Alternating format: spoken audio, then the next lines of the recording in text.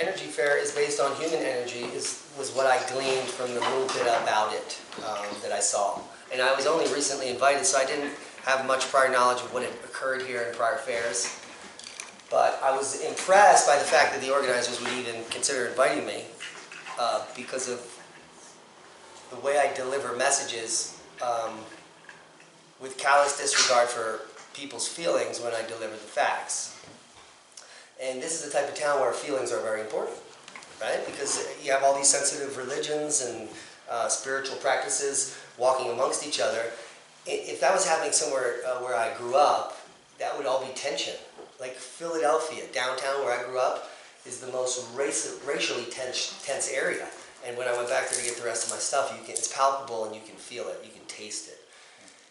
And so, and then how am I here where I'm at the Crestone Energy Fair? You know, coming from this one toxic environment to where I am now is a process. And this process I'm seeing manifest in so many different types of people.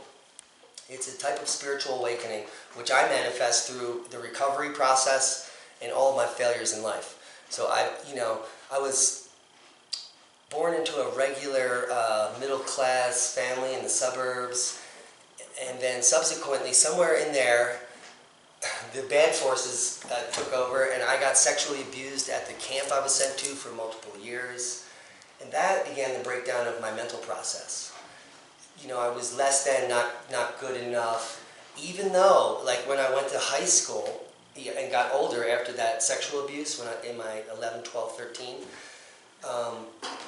I was really smart, so I didn't even need to look at a textbook for some reason, and I knew everything, I could listen to the teacher, and I knew everything she said.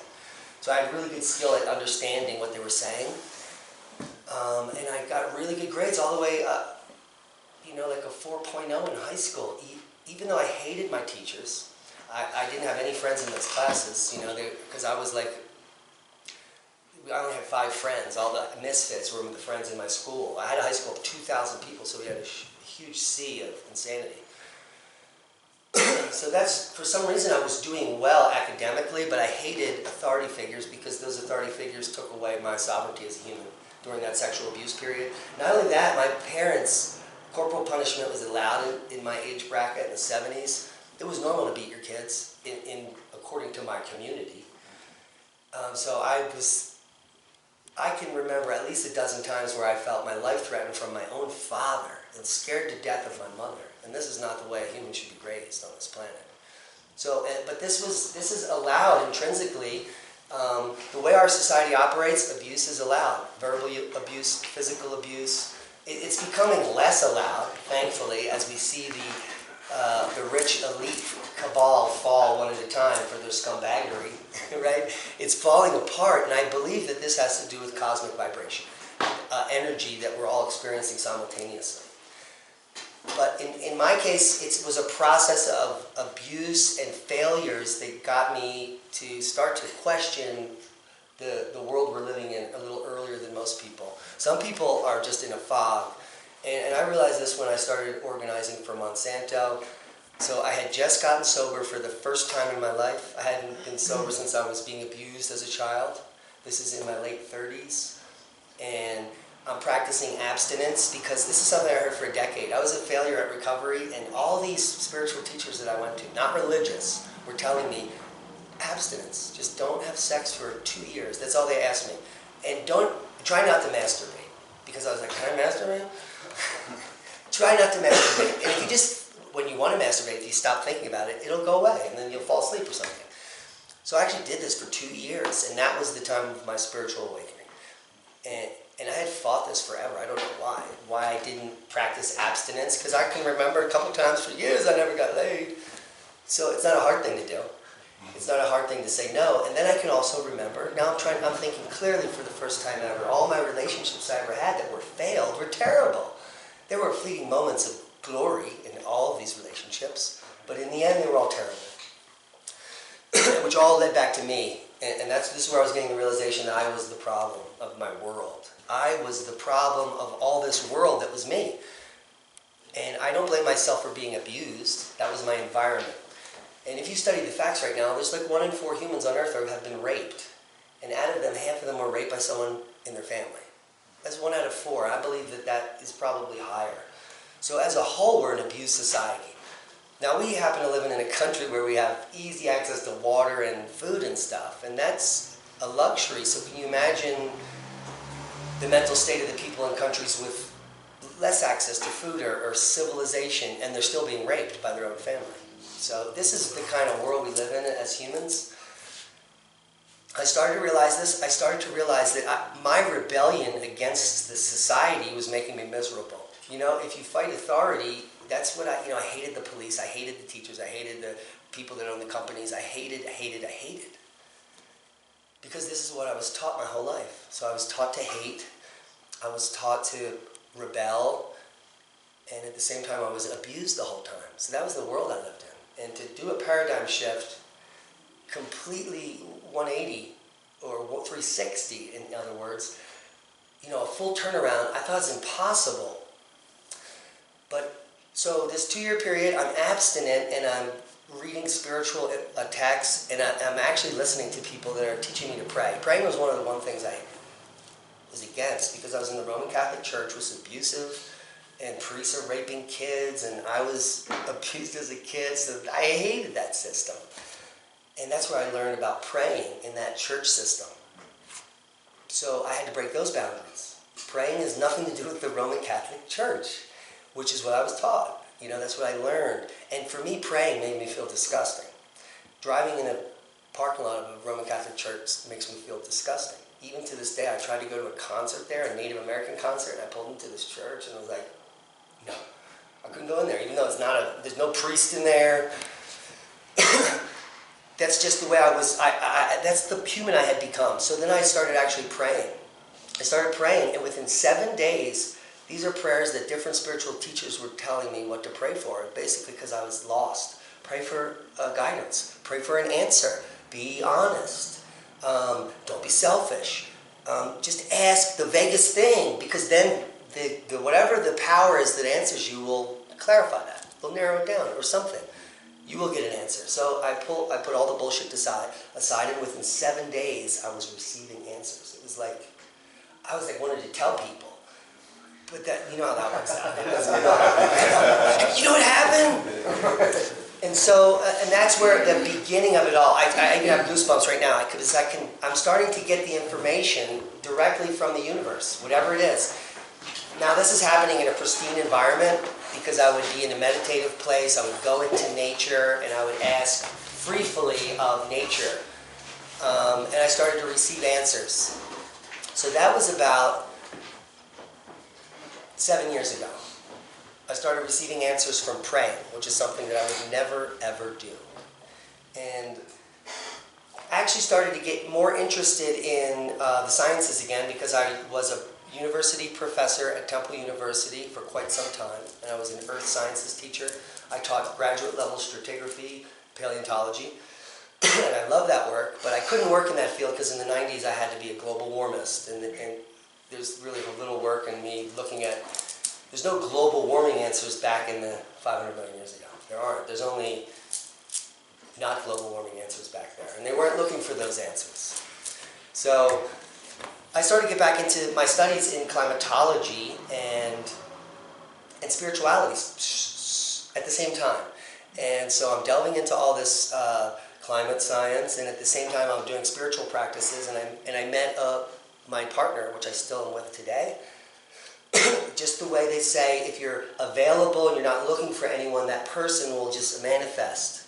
These are all like funny things I heard that are all happening, right? The prayer thing, which was BS. 7 days later, like this entity answering me. And then the abstinence thing, and then just being present and waiting for my partner to show up, she's right there. And it just happened in the weirdest way that I ended up meeting this person, not on a date or anything. Something happened in her relationship. She was feeling shitty, and I wasn't attracted to her or anything. And I just did this good thing. And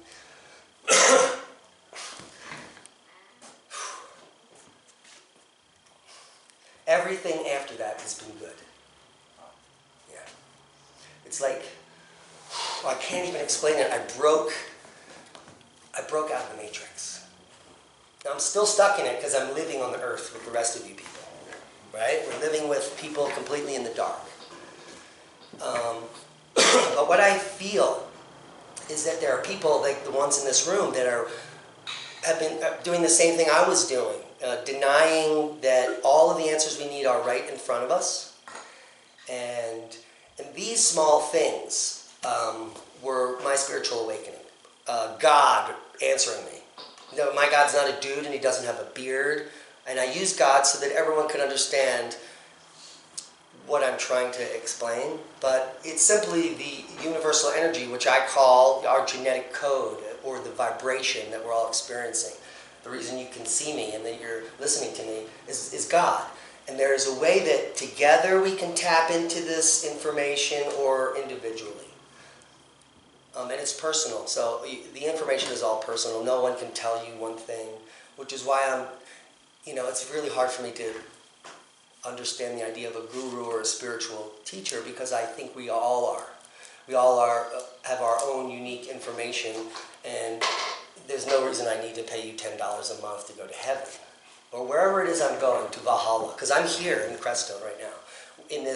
I'm in Valhalla, and I'm guided here by the path. So I stopped fighting my life, and then I was in doubt, looking at Taoism, because I really believed that was the practice that I liked.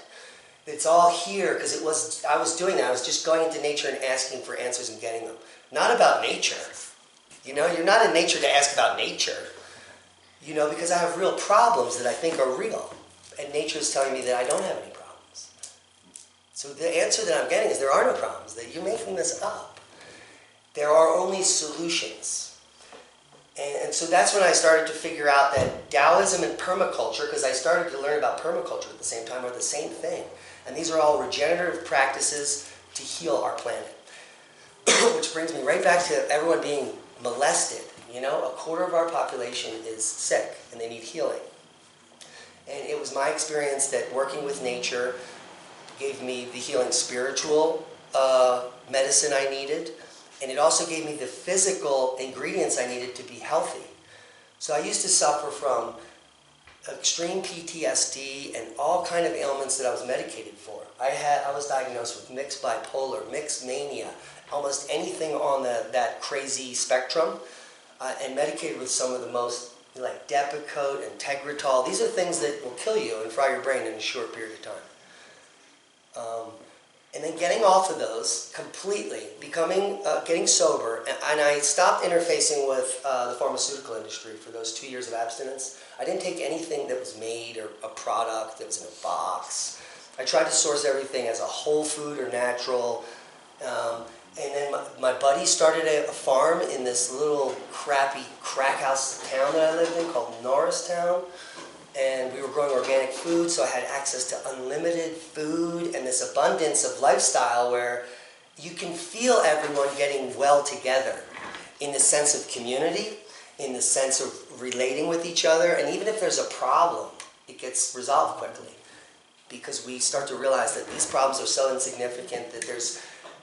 And then people start questioning why I'm smiling all the time, because when you're around people that don't understand what you've tapped into, they get mad at you for smiling for just being there. Like I'm on a roof sweating and we're doing this hard work or someone and all these employees are with me, I'm smiling. They're like, what the are you smiling about? And most people shouldn't be smiling, risking their life roofing. They shouldn't be, but I think everyone should be smiling. Which brings me to the title of this whole talk. So the title of the talk is Manifesting Your Destiny, or the Power of Intention, really is what I sent them. And I believe that in the last 10 years, that's exactly what I did. When I stopped fighting and I started accepting who I was, the situation I was in, and then listening to all these spiritual teachings. I didn't just pick one, I read them all. All the way from the Bible and the Kabbalah to Buddhism and all the Western cultures and the bamboo books and even I was going in for the mythology of who we were. Because I've taken it all the way to the next level of trying to decipher the lies that have been told to us about our historical past. I want to know why hermetics is so important and why they work and why that information is hidden from us. This is pure magic. And it's magic that is the world we live in and the human species we are. and the kundalini, and all these things come together. It's so diverse. It's literally like we're infants at the beginning of studying something we already knew and that they've prevented us from knowing. And when I mean they, it's not one evil guy. It's a large group of people that own us, which is why our names are on our licenses in capitals, because we are each individual corporations owned by larger corporations that are being used as a supply chain. People say, like, the governments won't poison you. They wouldn't do that to me. No, they're not doing it to you, they're doing it to everyone. They're not picking you out. And that's why they don't feel bad, because if you murder a whole planet, there's no one that is capable of being in that position to feel that way. Because someone has convinced them, the CEO of Monsanto, that he's feeding the world. When he's not feeding anyone. Genetically modified corn is subsidized to be used in our fuel to make our engines break down earlier and to poison our children. That's what it's for. It's to drive a supply chain that fattens the pockets of people in big ag and the chemical industry. And that their children are going to go to the best schools. And if they can't get in, they're going to pay for them to get in to the best schools. And this is the society we live in. It's a sick, polluted society where everyone is abused, sexually abused, or degraded in some way. Almost 100% of everyone I know, they're like, oh, I was never abused, or my parents never beat me, or something. But then you find out that they weren't allowed to watch cartoons. And you're like, what? So there's all different levels of pain that we all suffer. There's all different blockages that could be environmental, it could be societal, that prevent us from maybe believing in the way that we were taught about religion and prayer was wrong, completely wrong, and there's a different way to do the things that we now are against. And I really wanted to do this talk to say that I was the one candidate that would never do any of this. I was never going to pray. I proved the non-existence of God. You know, I was the one standing on the roof of the house at the party saying, there is no God, strike me down. I said it 1,000 times and never got a lightning bolt on my head. So I'd literally proven the non-existence of God. To the point where I was soulless, and I literally felt like a human with a hole right in my chest that I could put my arms in. I was devoid of any substance as a human. I could degrade a human in a second on the street I never met. You could be the happiest millionaire with a great family and everything going for you, but in 5 seconds I could make you feel like shit. This is how I survived. And this is the type of society we've created that's going on in the major cities and the streets in general that I've encountered. I've traveled around half of the globe in dozens of countries. I've been in like 50 states in the US. And then I even did some political organizing about 7 years ago, so I knocked on doors of hundreds of thousands of people again and again and again, like the same people. I'm talking about political issues, about dirty water and fracking and why they allow it, and you know, to get them to vote on issues. Then I realized how corrupt the political system is. Because when I started organizing the March Against Monsanto with other people worldwide, I was doing the research. And I met all the scientists that were doing the technical papers proving that genetically modified foods can cause the human body to create pesticides in their own gut biome and replicate this through time. And so there's lots of people on Earth creating pesticide right now that eat lots of processed food in their own body, which is disgusting. But these are things the mainstream do not discuss with us. And what I find is that as smaller and smaller numbers of multinational corporations control the narrative, the information that we're getting fed is almost useless. It's useless for future generations because it's mostly puppeted, made-up dialogue from higher levels that everybody is parroting. And it's unimportant stuff. They want us all to be under one global rule. And now so when I was a kid, I remember everyone was pissed off about the U.S. government because there's less and less representation at the state and county level for your vote, right? One representative used to have 500 people next to them, then it was 5,000, then it was 50,000, and then it doesn't matter, because it doesn't matter what you say. It doesn't matter what you vote. Because the system can manipulate it any way they want. The left and the right are the same side on a seesaw that comes up and down on a regular interval. And as long as they keep it teeter-tottering, they can continue to print money, and hopefully our society will not collapse. The unfortunate thing is that scientifically we've been at a period of very stable society on Earth for too long. It's almost the longest period of non-cataclysm. The last famines, global unrest and destructions of society was a few hundred years ago. Right around 1798 were the food riots and the famines in Europe and the UK. Because for a 3-year period they couldn't feed the people. 30 to 40% of the population died because there was not enough food. And then there are wars that ensue. So now we're entering that next phase. It pretty much happens every 200 to 400 years, and we've been a solid 200 years without a collapse in some way. So it's fast approaching. If you plan on living 10 or 20 years, you may live in it. And if you live 10 years, the sun will probably produce a solar flare to take out at least the grid on 1/3 of the planet in our lifetime, if you just live 10 years. And if you live in that section that goes down, then people die within days in those regions. That's how unprepared we are as humans. And so I started to figure this out, and even if it doesn't come to fruition, or if I get hit by a bus tomorrow, when you start to learn this information, it affects how you feel and exist on the earth. And are you doing something productive that matters for tomorrow if this happens, or are you preparing well enough? What happens if the grid goes down? Do I have the skills? Am I in an area where it will be terrible? Because if I want to be set up to be in a place where I'm now spiritually well and physically healthy. The system is created to make you sick, so you have to eliminate putting the products that the corporations are putting into your body into you. It's not an easy task. People need, some type of therapeutic medicine. They need food and nutrition. They need clothing. They need shelter. They need heat. How do you get all these things without using a corporation? They've got everyone grid-tied. In certain states, you're not allowed to burn wood. They're literally putting a stronghold on us because when that event comes, they want to be able to say, you have one option, and it's to come here. We have food and internet here. If you don't, you're on your own. And everyone's going to pick that because we are sheep, right? We are the useless eaters that have been described time immemorial, that are being controlled by the few multinational corporations, which some people even trust. They trust these corporations. How many people know about genetically modified food in here? Oh, it's a very smart group. Yeah, so let's get back to manifesting your destiny. This is where the important flexure point is. People start to learn about what may happen, what's possible. The grid could go down.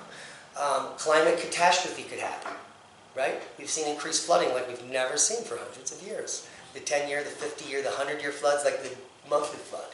The 500-year flood is the yearly flood. And then people tie this to biblical and other catastrophic texts, and for good reason, because these historical accounts are real accounts. They didn't make this up. And then people can't believe it, and it's a fantasy because nobody in my family has ever been affected by a catastrophe because of the reasons I just said. It's been a long period of awesomeness on Earth where we've had food and money and prosperity. But you can feel it's ending. Can anyone here feel it not ending? Not ending? Oh, wait, no. Can you feel it ending? Everyone can feel this ending, this paradigm. So you get this feeling of the paradigm ending, and then you say, what can I do about it? I can't. I'm stuck in my job. I have 5 more years for my pension. I can't buy a piece of land. I don't know how to farm. There's no answer, right? It's set up that way so that you can't break free. It's a hard thing to say, I'm going to just change everything, which is, it's not that hard. And that's why I wanted to give this talk, because you can manifest the impossible by believing in it happening. That's all you have to do. Yeah. And this all came from one book someone mailed me in prison 18 years ago by Wayne Dyer. It was called The Power of Intention. And that's where that seed was planted. And then I read it, 12 years later, and I was like, brilliant. Because what I had heard and what I had done since then, praying to the universe and getting answers, and then meeting my soulmate, the person I should be with,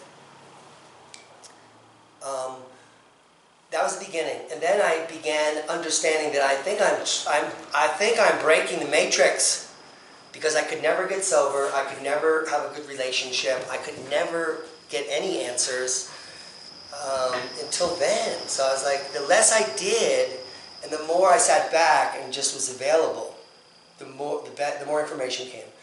So I was like, I went into the Hermetics thing. Well, let me try to bend the universe. And I don't have any money. You know, I'm fresh out of prison and sober and living in a room praying. There's not a lot of money in that. And the answers were coming. So then I started praying on, I am going to be the most successful. I didn't say I want to be a millionaire or a rich asshole or anything.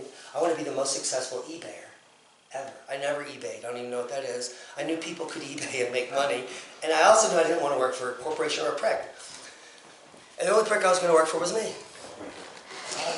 So I simply had this, I put that out there that I'm going to be the best eBayer ever, and this is my way out. I'm going to escape this way. And in 18 months I had made hundreds of thousands of dollars, working 60 hours a week, but alone. I didn't tell anyone about it. I was in a very dangerous neighborhood. If they knew I had $50,000 worth of coins in the room I was in, I would have probably been dead. But for some reason, the universe protected me in the worst environment to be doing this kind of business. Even the people at the post office knew what I was doing, and they didn't tell anybody. I was like, can you not tell anybody what I'm doing? So that happened. And then once I became sick of the actual work, so I'm being a successful human for the first time ever. And then I realized that what I'm actually doing is a kind of a scam, right? Do these people need collectible coins for? They should be farming, you know? The shit may hit the fan. Well, who's collecting coins? What's that for? So it's kind of like I was getting the way out by playing the system. I was using the system to get out of the system, and I always thought that that's how you did it. You can use the system to beat the system. So once I had financially the money to get out, I met my partner that month. And then she's like, well, I wanted to be a homesteader in Maine for the last 20 years. I'm trying to buy 100 acres and do this farming. And I said, and I literally handed her my plan. My plan is to be in the South San Juans because of biodiversity and the water and blah, blah, blah. And she's like, let's do it. So it was like, I couldn't even believe it. I mean, I can't even believe that I'm manifesting this. Because when I started praying, the whole purpose of all of this, me getting sober, was to get out, get into the woods, and to become self-reliant and self-resilient. I didn't even know what that meant, so I had to study solar, and I got to study microhydro, and I got to study sun, and I got to study planting techniques and permaculture and biodynamic farming, and there's layer upon layer. It's endless. But I'm just believing this is going to happen. I could buy all the books. I'm literally moving there. I didn't have a car. My license was suspended and revoked indefinitely. How the f am I going to do this? I have a license in I have a license. I don't have my wallet, which is really important. Here it is. Look. I have a Colorado license, and it's legal. Yeah, my license is a blessing, and it's not because I did that. I literally asked the universe to help me with this. My partner hated me because she said, well, you have to call people. You know, you've got to take care of it. And I had been doing that. I had been spending hours and hours on the phone from Colorado for 3 years to figure out how to get a license here. And for some reason it happened. It happened. By no fault of my own. Because I know if I try to do something, it quickly breaks down. I need to get out of my way. I needed to learn how to get out of my way because my way was the problem.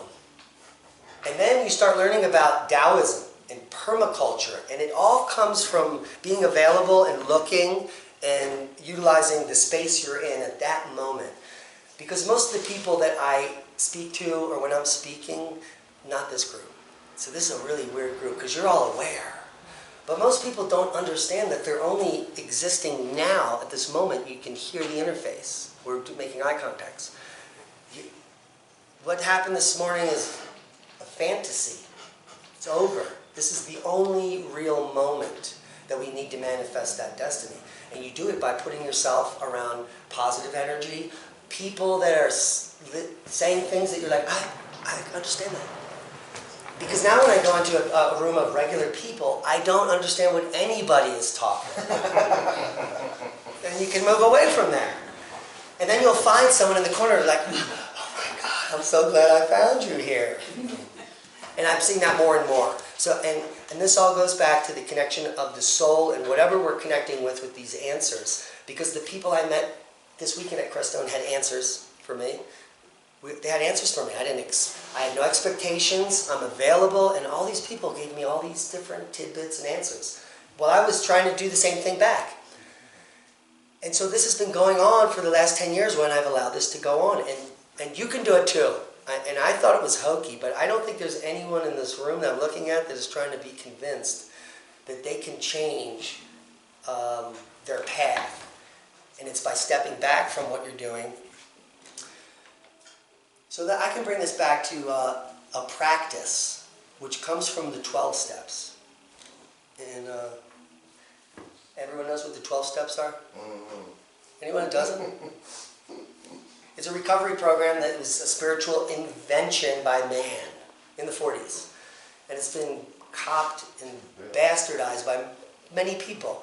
And if you read it, it's similar to the Sermon on the Mount.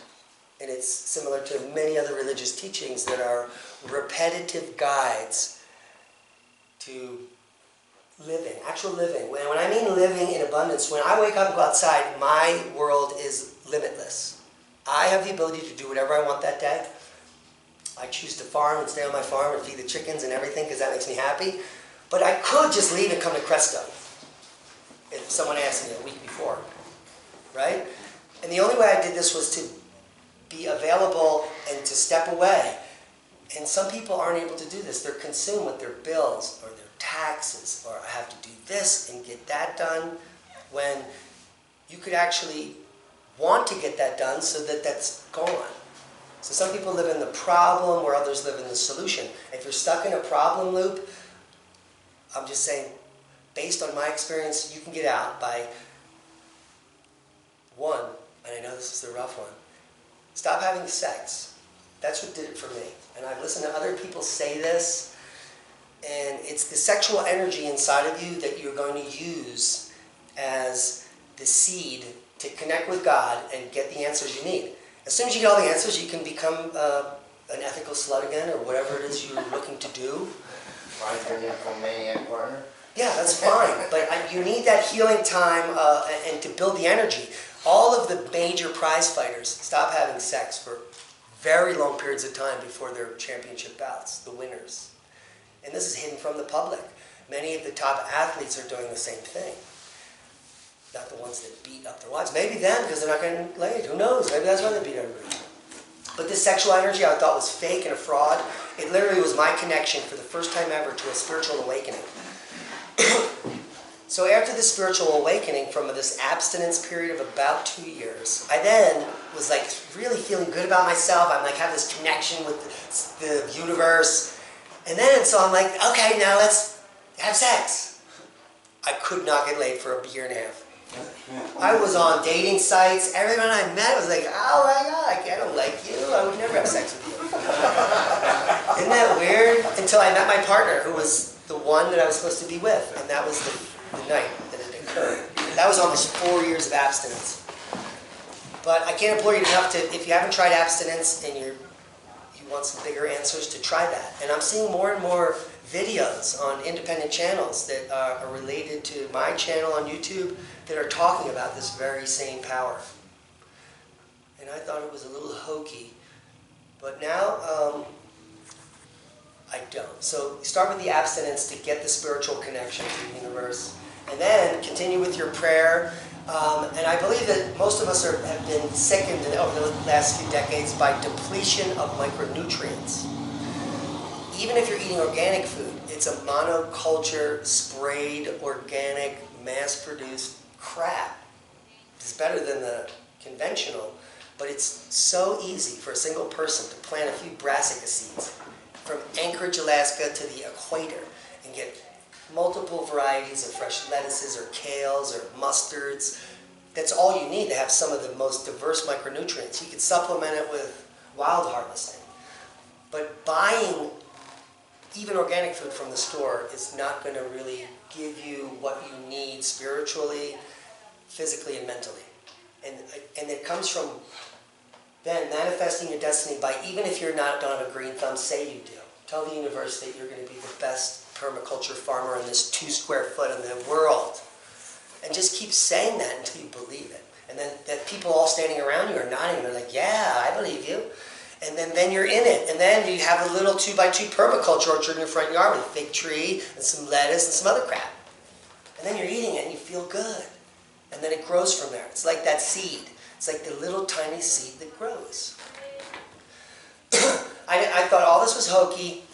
And still, I have no connection to any particular spiritual practice or group, because I think that's a big problem. Identifying with a group gives you an ego and a chance to be better or worse than. If we're all the same people, right? We're all humans, then I can learn something more from you. If you identify as a part of a group, I can't learn anything from you. I'm learning from what your group told you. So as people, we can learn from each other. And the interactions I have with... So here's the funny thing. Before I want to talk with all you people and let you ask any questions. The funny thing is that before I got sober and before I had a spiritual awakening, before I started praying or doing anything good for my body and my soul, I used to prejudge every human that I saw. I would look at you and, oh, right? We're conditioned from youth to do this. Yeah. It's part of our programming. It was so bad that when I had a sponsor, my sponsor that got me sober is like a 60-year-old Marine, the gentlest giant ever, but he could kill you in a second. And he gave me he said, because I told him all this, I had to tell him all this. He gave me a pen and a pad, and he said, I want you to go down to Center City, right on Broad Street, and I want you to interview 100 people. The first 100 people that will come up and allow you to interview them. And the first thing you tell them is what you're doing, and then you tell them your impression of them. And I was like, I'm going to get someone's going to punch me in the face. And within the 5th conversation, I really stopped doing it. I just started talking to people. Because what I found out is the first 5 assholes that I thought were, you're a rich lawyer prick, blah, blah, blah. And he looked at me, he's like, I'm a non-profit, I don't make any money. You know what I mean? He just had a suit on. He told me this complete opposite story of what I thought. And I give all my money to charity. Or something, and he bought me lunch. My impression that I had developed of every single human was wrong. And that day, it changed. So I was used to hang out with the homeless people and the vagabonds, because that's where I related to. And these groups of people are all wonderful people. And I'm thinking the people walking around that wash and shower are all assholes. And they're just people. And this point of view that I got was from growing up watching mainstream media, watching all the shows that indoctrinated me, watching the Disney Channel, and watching all that bullshit that's created by these 7 multinational corporations that are polluting the planet, polluting the earth, polluting our connection to source, and polluting our potential as humans. The collective power of humanity is unimaginable, and the people controlling us know that. They don't want us to break free. If every human manifests the new destiny, it would change rapidly. Fast. Yeah, yeah. And that's why I'm here to say that there's hope that we can all help and do this. I didn't think it was possible to to live as a permaculturalist on hundreds of acres in the middle of nowhere. I didn't think that was possible. Lee and I only are making 20 or 30% of our food sometimes. You know, some days it could be 100%, but it's not 100% all the time. We've been working for 5 years at this, you know? So you need to learn and fail, and it's a process, and you need to meet people and community and come together. The reason we can make 80 to 300 eggs a week is because we have enough friends that every couple of days are like, and they want they pay us $4 a dozen for organic eggs by 6 at a time. So we're creating a small network of trading and bartering where I live in Pagosa, where one guy loves the goats, so he's the goat milker. You know, we do the produce, someone else is the onion specialist. We have cannabis farmers. We have medicine makers. And we have spiritual healers. We have connection to native source. Our permaculture farm is adjacent to the Valle Seco Preserve. So it's as if we're connected to the native Utes right on the property. And I believe that connecting back to native source is important. So a lot of my spiritual excursions and my prayers occur at ancient sites. And Ransom has been traveling around with me, so it's petroglyphs and monuments. And some of the most significant spiritual areas we've been to are disregarded, literally on the side of the highway, with the most ancient, oh, that's some doodle shit. And it's not even preserved. It's insane. There's an area in New Mexico called San Cali, which is literally on the side of this highway with like a dirt pullout. But when you go there, there's hundreds of caves. There's tens of thousands of petroglyphs. These are carved into the rock, not painted. And they could be tens of thousands of years old. And I did a slight study of the region. I went on the upper plateau and walked around in a clockwise and a counterclockwise circle. There is a group of panels that extend for over a mile describing a story. And I mean, these are endless master's theses at these sites. Nobody's there. Nobody cares about anything there. And this is literally the history of the earth, which you've been lied to about. And if you just do a quick search on the history of what our children are being taught, the history from present to 1900 is less than 80% true. From 1900 to 1800, 1%. And then it's negotiable. We know 1% from 1800 to, prior to 1800 of what actually happened. Everything else is a book. And I've been watching some other shows where actual periods of 300 to 400 years of the first 2,000, our first 2 centuries, the last 2 centuries have been completely removed. Because you can lie some information from about 300 AD directly onto 750 AD, and there was no change in many cultures. So there's literally a spot that they crushed through. Something happened in there. And then shortly after that period, we formed the church, then you have the Vatican, then you have the IPCC. They're all the same connection. None of that old stuff, those people that put stuff on rocks, none of them had corporate agendas or nothing either. No, and so we find these panels, right? And we can drive 380 miles in some other given direction where people claim that this information was not known, and we find the same stuff. He's found the same stuff in Mexico that we find in Colorado, that we find in Utah, that we find everywhere. But archaeologists studying these pictographs they'll say, no, it's not true. It's not true because they belong to the subset of petroglyphs that are unexplained. And I love that about these scientists. Well, we don't know what they are, so this story works, but we don't want to look at that stuff. We don't want to know why globally everyone had the same petroglyph. We don't want to know why globally 13 petroglyphs are the same. The mother of all animals, which is the squatter man, is a plasma discharge feature created by Anthony Peratt in Los Alamos in 1994. And he just happened to be at a petroglyph conference, and he looked in, and he was like, he walked up to the organizer, and he's like, I know what those are. And the guy's like, nobody knows what those are. And so afterwards he explained to them, I make these in a lab. And that's when the spark happened. It sparked the Thunderbolts Project. It sparked a whole movement into rewriting the cosmology that we're still being lied to, that the sun is an internal combustion, nuclear fission thing that's going to burn out, and it's a terrible story. When the real story is better, it's a plasmasphere that's actually a cold ferrite ball that's just catching the energy and going wow, wow, wow every 12 years.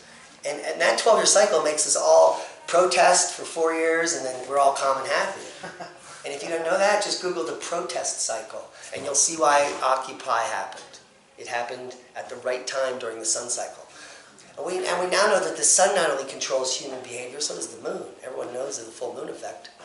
Anytime there's a full moon, someone gets murdered, stabbed, or something crazy happens. So we're directly connected to the universe through cycles of time and through cycles of energy through these gigantic energetic sources, the sun, the moon. And if this idea is true, the electric universe cosmology, then this source, this Birkeland current, is connected to another bigger source. And something just happened in the center of the Milky Way galaxy very recently. Similar to a micronova from the black hole in the center, a burst of energy was released, and it's coming our way. It's coming through the universe, or the Milky Way galaxy, our small galaxy. And so a lot of people think that this is part of that catastrophe cycle, which is coming. So the burst has just come out. We've just witnessed it. And also our planet is traveling into a void into the universe. We're going into this dustless area, which is going to cause massive bombardment of cosmic radiation on you. There are ways to mitigate that. There are plants, there are herbs, there are techniques to get rid of radiation. Kombucha, why do you think that's all of a sudden super popular? I mean, it's not that delicious. It's pretty delicious. But there are way more delicious things to drink, but all of a sudden everyone's drinking it. It's not a fad. Kombucha is the #1 way to mitigate cosmic radiation. You're all now living in the cosmic ray maximum of humanity. So naturally humans are attracted to kombucha. They don't know that they were in the... How many know we're in the cosmic ray maximum? How many drink kombucha? See? So your body knows you need it. It actually mitigates the damage from radiation from space. Other fermented foods too. Coleslaw, vinegars. There's simple ways to mitigate all this. There's even herbs like angelica and osha and tons of other practical permaculture techniques that will allow you to mitigate the changing times. But the beautiful thing is, the one thing scientifically we know will happen, even if society collapses, even if the grid goes down, we will evolve. Because cosmic rays are the only thing that causes evolution on Earth, cosmic radiation. We've proven that. And so we're going into this time of evolution, which has started now. It's the maximum. So we are evolving. And that's spiritually, maybe mentally, and eventually physically. So there becomes a point where there's a break-off point in paleontology. So you have all these species that move on to a point, and then one day, geologically, they all are gone. And there's a bunch of new stuff over there, and a couple of the old guys. Now, humans have been around for a very long time, so we probably make it to the next cusp, but we will evolve to the next level. Humanity prior to now, I believe we're in a dark age. We're using less than 30% of our cranial capacity, and on and on and on. And we're just basically sheep that do whatever they say. They being the things you read. That we're coming to a point now where we're seeking out sovereignty and independence and coming to places like this because we feel it intrinsically. Just like we feel cosmic radiation and buy the kombucha. But no one knows why they're buying it. I just told you. Now you're all going to go research it and be like, wow, maybe that is why I drink this crap. It's not that delicious. But it makes me feel good when I drink it. Right? And I choose the turmeric kombucha yesterday because I have arthritis. Perfect. Because I know turmeric will help my arthritis. Acetaminophen will burn a hole in my stomach, which is why I haven't eaten that for decades. So what would you call the energy wave coming out as an evolutionary wave? Because I've read several articles about it, and one of them claims it's gravitational waves. Someone says it's just a bunch of radiation. So is this the same thing that probably happened like at the Cambrian explosion or at the end of the last, where all of the other humanoid species disappeared? So those large-scale cycles of time that we look on the geologic time scale, and you have the Devonian. You know, you started the Cambrian, then the Ordovician, Silurian, Devonian, Permian, and then present. We have all these unique, you know, the Cambrian explosion where the seas have all these unique creatures, and then a huge cutoff. These are large 100-million-year cycles, which have recently been connected to the fact that the solar system is moving. So the Milky Way galaxy is like a spinning wheel, right? I'll put it up on its end. And the solar system is in there moving through it. But we're actually moving through the Milky Way. We're not in a fixed position on an arm of it. The Milky Way is the independent thing, and our solar system is moving. You've all seen that video of the planets corkscrewing. Yeah. That's what's really happening, and we're moving like 38,000 miles an hour through the Milky Way. So what we do is we pass through the spiral arms. You know, when we see the representation of the spiral galaxy we're in, each of those spiral arms has really bright energetic regions. and we pass through those, and out of those, and in those, and out of those. And we're doing one of those things right now, in there, in those, and out of those. Dense regions to less dense. So I think that this energy pulse is independent of that cycle, and this is a more regular pulse. We know there's regular periodicity. I'm a glacial geologist, and I can show you some of the highest resolution proxy data that would make you your pants. We're literally sitting on the sea level fall surface, where now, in the next 1,800 years, sea levels drop 300 feet and 6 miles of ice forms in Canada. As has happened before. 28 times, not once missed, every 24,000 years, based on the data. But now they're saying, no, you're burning fossil fuels and it's going to save you. Right? No, it's going to negate that. There are people that are talking about a grand solar minimum, which is a miniature sun cycle where every 200 years the number of sunspots decreases to none for an average of 40 to 80 years. These are times of extreme turmoil on Earth, the Maunder minimum, the Dalton minimum, the Oort minimum, the Sporer minimum. This is when people ate the babies, and it's bad shit. Sometimes there's no sun for 5 years, it's just cloudy. And this is where all the mythical Dark Ages shit and Game of Thrones came. Why is Game of Thrones so popular? I never watched one episode, but it's what's going to be happening. It's what has happened and what will happen. And humans can relate to that, so there might be some intrinsic need to feel and relate to it. Or we're just relating to it because we know it's coming. I believe that we have the ability to know it's coming. We just don't know how to do that right now. Few people do. Some of us are tapping into it. But I believe all humans have the ability to really know it's coming. And they don't know what they're feeling, but those are the ones that are asking questions now, because they're tapping into that feeling. And something remarkable happened to me in 2012. And it was December 21st, and I've been doing some spiritual practices. For every night I was going out and I was communing with some part of the universe, usually Sirius, because I can really commune with Sirius for some reason. I tend to come out and want to look at the night sky to the south. And Sirius is always there, and it's the brightest thing, so I can stare at Sirius and it changes. It's like, and I'm like, I'm downloading that. I literally said this for a couple years, staring at Sirius. Well, on December 21st in 2012, I was on the porch looking at Sirius, and I had joked about that flickering as a download. And literally, I was like, I just was overwhelmed. Just looking up, I was like, like I had a breath. And I came in, it was right by my computer, and I started typing, like messages on social media of what just happened. Because I couldn't explain it. So much information came into me, I was like, I gotta just start putting this down, so I started typing. What had happened was all of the questions I had as a scientist in graduate school, as an undergraduate, in church, and all of that shit was answered at that moment. And I couldn't even, it was all of it answered in a moment. And I just started, because I thought I was going to forget it. So I started writing individual things down that I just was told. Which was like, as a geologist, I was told there's a missing volcano. When I'm always at field camp, they're like, oh, there's all this lava, but the volcano, we can't find it. That was like all the time, and I'm like, these people, something's wrong here. But that got answered to me. That got answered. All the questions I ever had were answered in this instant of this flash. It wasn't a flash of light. I didn't get hit in the head. I can't explain it. It's more like a breath. And I ran in and just started writing it down. I could scream because I was with Lee at this time for her to come up, and she's like, oh my God. And then I started telling her to start looking at places on Google Earth that I'd never even heard of. And so she's on the other side on her computer blowing up Google Earth, and she's like, oh my God.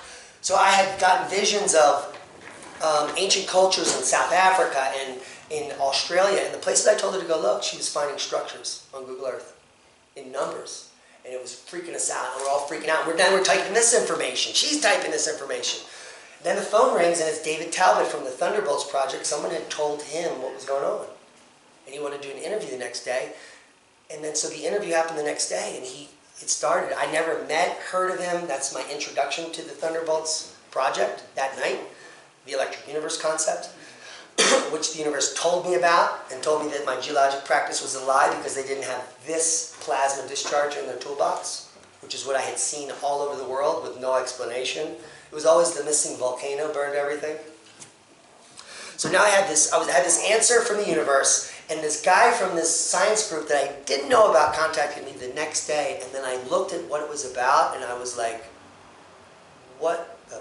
Like I was literally unraveling the matrix of the universe. It was so freaky. So then the interview starts, and we introduce ourselves, and there's Dave Talbot on Skype, and he says, so when did it happen? And now I'm freaked out because he knows what happened. And I'm like, how do you know what happened? He said, because you're not the first person. I'm writing a book, and this is about the 300th scientist in the last 10 years that this has happened to. They were outside doing some spiritual practice, and this, it's like the Akashic record of information dumped on you. Boom, and the weight is heavy. Because and then the deeper you delve into the questions you had before you have the answer, it was given to you.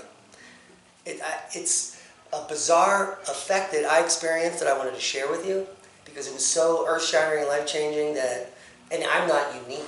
And so this guy the next day told me that hundreds of people have the same thing happening, and he's trying to catalog it and explain it.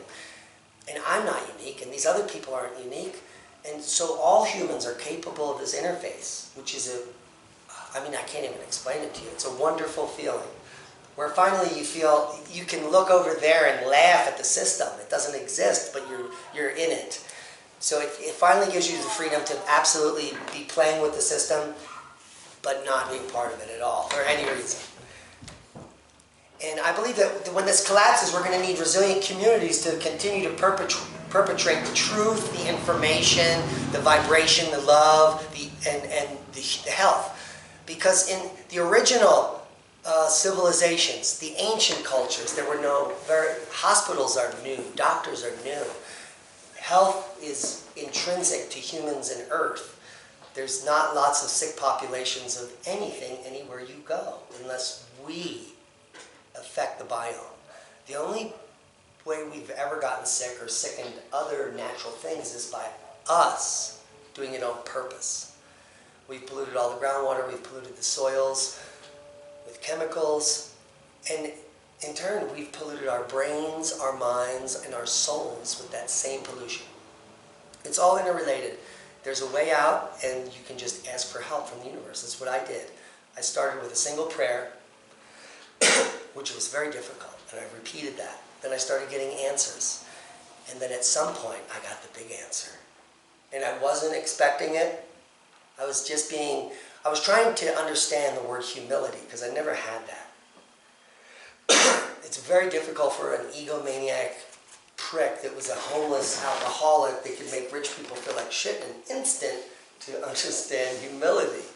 It's like for 40 years I was the worst person.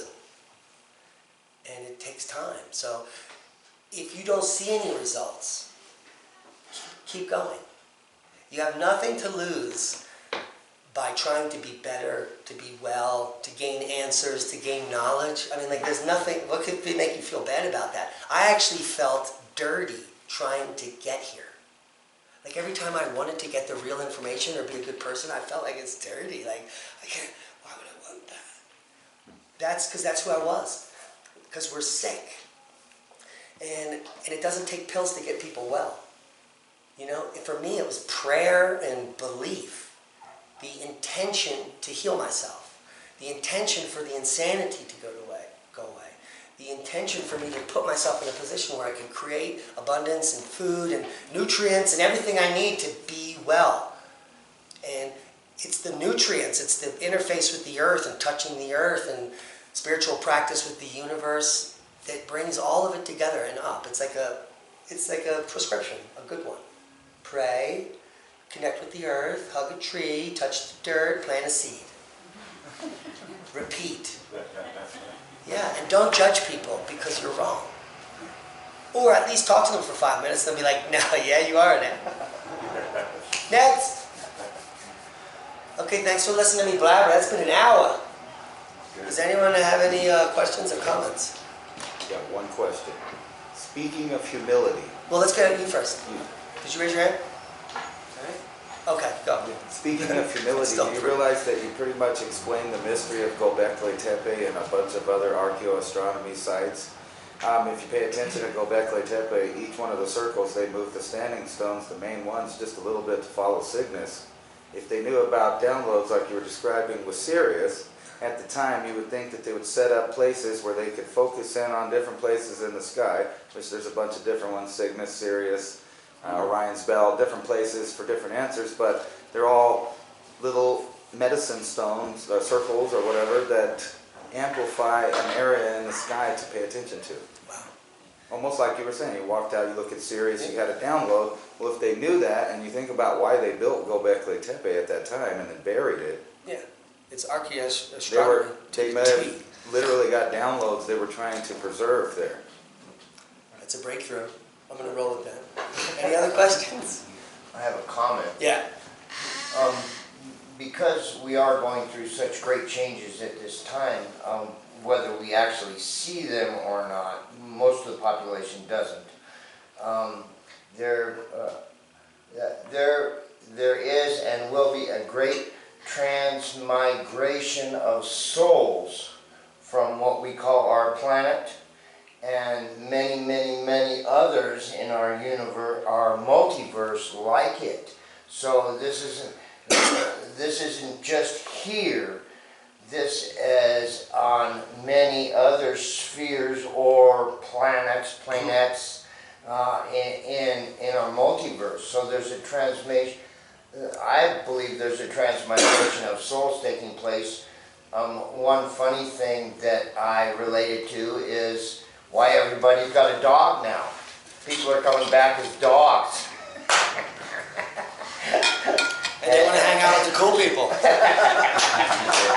Yeah. Anybody else notice the quick game? It seems like more people are becoming aware, and where you used to like say this stuff to them and they're just like, leave me alone, and now they're calling you up and going, hey, what about this? What about that thing he said? Remember that thing he said one time? Can you tell me more about that? I want to thank the organizers for this event, all the people at Crestone for inviting me, and I was really humbled because it's someplace I always wanted to come to, and now that I'm here, I'll always come back. Good. Yeah, Crestone is awesome. Thank you guys.